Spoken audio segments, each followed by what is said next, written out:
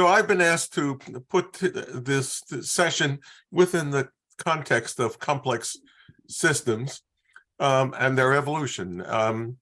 I work on ecosystems. Ecosystems and the biosphere are not only complex systems, but in the terminology of John Holland, they are complex adaptive systems made up of lots of individual agents that interact with each other on local scales and evolve based on the outcomes of those interactions with emergent properties, not only the ecological systems, but the socioeconomic systems with which they are interlinked. The importance of complex systems, however, is even broader in significance, not just ecology and economics, but social systems in physics and beyond. Basically, the story is that more is different, and that's not my expression. That's the expression coined by our late colleague, Philip Anderson, who was a professor at Princeton, who in 1972, and Phil Anderson is a Nobel Prize winner in physics, wrote this paper called More is Different, a message to his fellow physicists, but to other scientists as well. And what he said in it is the ability to reduce everything to simple fundamental laws does not imply that we can turn things around the other direction, doesn't imply the ability to start from those laws and reconstruct the universe. Shortly thereafter, Francois Jacob, another Nobel laureate, but in biology, it wrote a paper called Evolution and Tinkering, independently making very similar statements. First of all, he argued that we have to analyze complex systems at all levels. But then the second point he makes is about predictability. Can we make predictions at one level based on what we know at a lower level, at a simpler level? And he argues only to a very limited extent. The properties of a system, he writes, can be explained by the properties of its components, but we can't deduce them from them. In other words, we can't start from the fundamental laws, say, of physics and reconstruct the universe.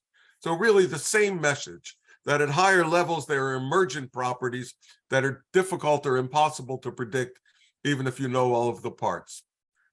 In an ecosystem, the fundamental macroscopic properties like species abundance distributions and energy flow and nutrient cycling and ecosystem services, the things that characterize the macroscopic properties of the system, are emergent from lower level interactions. In the same way as in economic systems, emergence typifies problems as we try to connect the microeconomics of individuals and individual households and firms with the macroeconomic behavior at much broader scales. And this was the subject of the program that the next speaker, Brian Arthur and Kenneth Arrow and Phil Anderson, started at the Santa Fe Institute. All of this implies a need to relate phenomena across scales, from individuals to collectives to the macro systems, and to ask, how robust are those macroscopic properties? And how does the robustness of the macroscopic properties relate to the dynamics on finer scales? Are systems at critical points where they're likely to undergo great changes? How do we manage the commons that you just heard about in the introduction across scales and conflicts of interest? How do we deal with individual selfish behaviors that we all have and still to protect the collective properties that benefit us all and certainly benefit future generations? In physics, we learned this lesson from the development of statistical mechanics and thermodynamics. The robustness and the resilience of macroscopic system depends on these macroscopic features, but it recognizes that the control of those rests at lower levels of organization, whether we're boiling water or putting a gas under pressure, forcing a phase transition, for example, boiling, or if we were freezing water to make ice.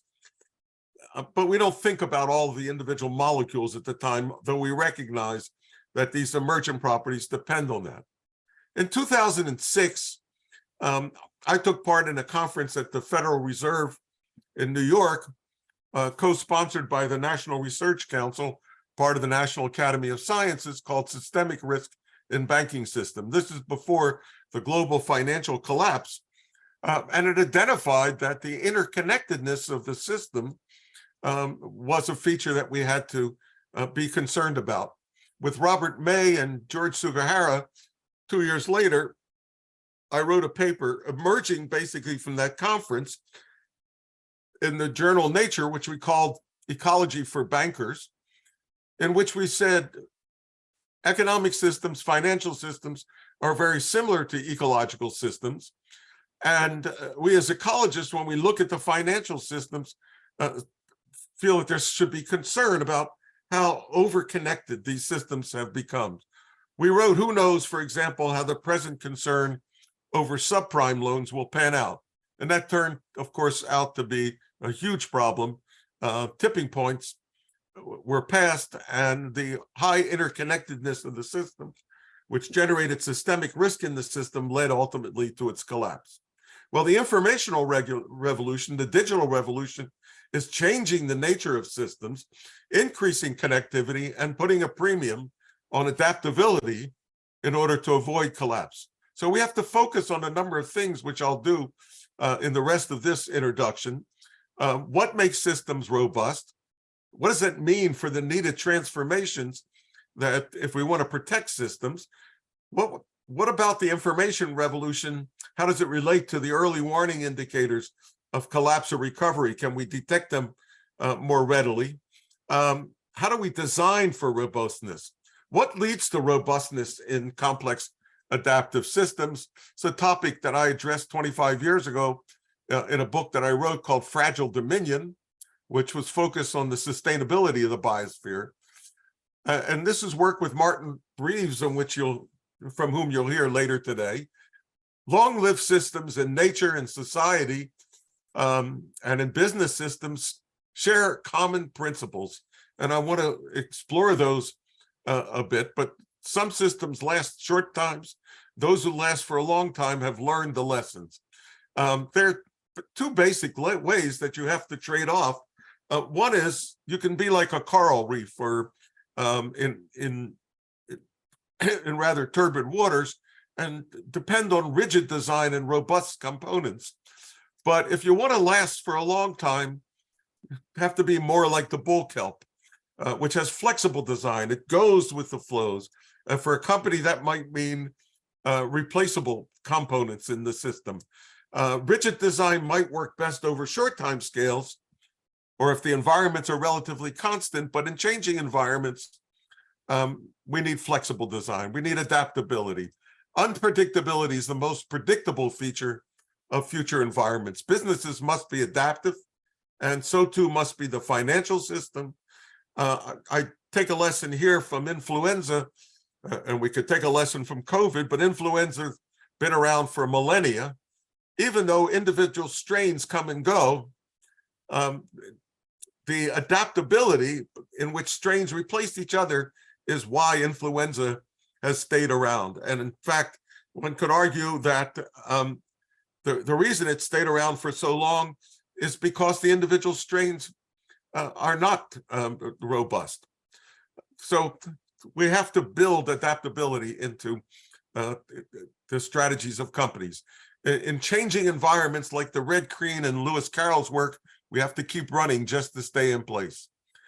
I headed a paper 2 years ago called Governance in the Face of Extreme Events, Lessons from Evolutionary Processes for Structuring Interventions, and why we have to go beyond.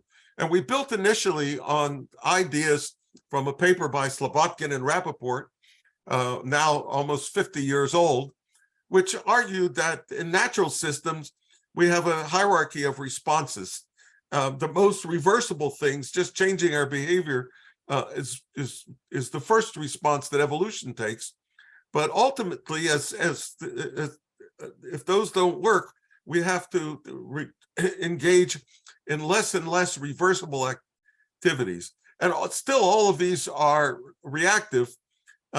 Evolution is basically a reactive process. We have the ability to make calculations about the future. We have to build on them in order to create more proactive approaches. Many system transitions have characteristic early warning signals that something like critical slowing down the rate which the system returns to equilibrium is slowing down. Data science can help us in detecting them better, increasing variance, increasing autocorrelation, and maybe flickering between states. So we have to detect these early warning signals, the rate in which the stability of the system is lost, and build in measures to make the systems more robust.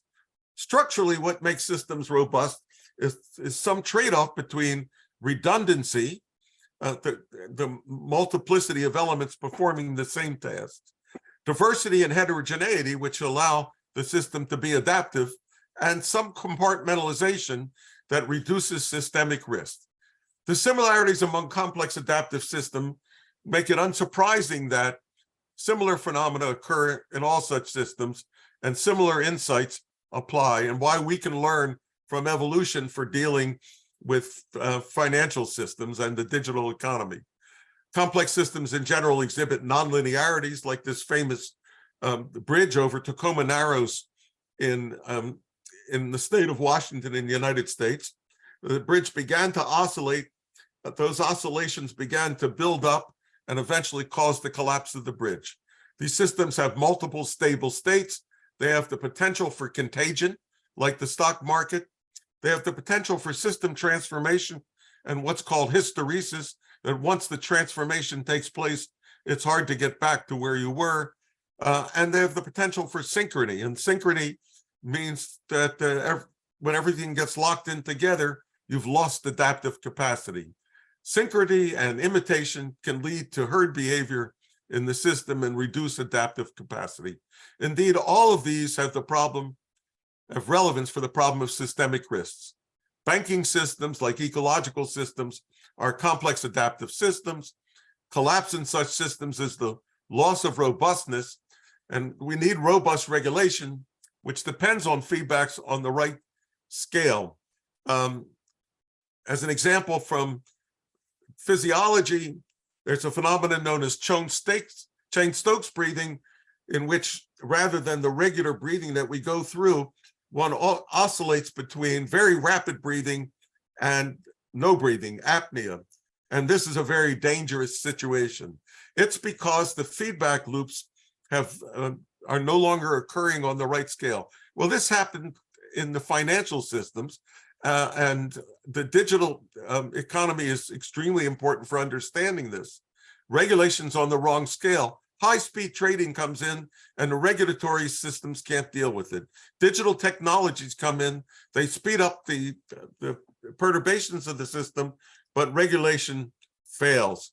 What are the solutions? Well, for this particular problem, maybe a tax on transitions, something to slow down the process, and better adaptive responses, but that takes much longer. So let me conclude my introduction. Complex adaptive systems require attention to phenomena on multiple scales of space, of time, of organizational complexity. And maintaining resilience in those systems depends on maintaining response systems on appropriate scales, restraining systemic risk, detecting early warning indicators of system change, and designing for adaptability. And all of these things are increased in importance, or will increase in importance, because of the information revolution, the digital revolution. So the information revolution is creating both challenges and opportunities, and that's what we will be exploring in the rest of this session. Thanks very much. I want to thank all of the sources of my funding.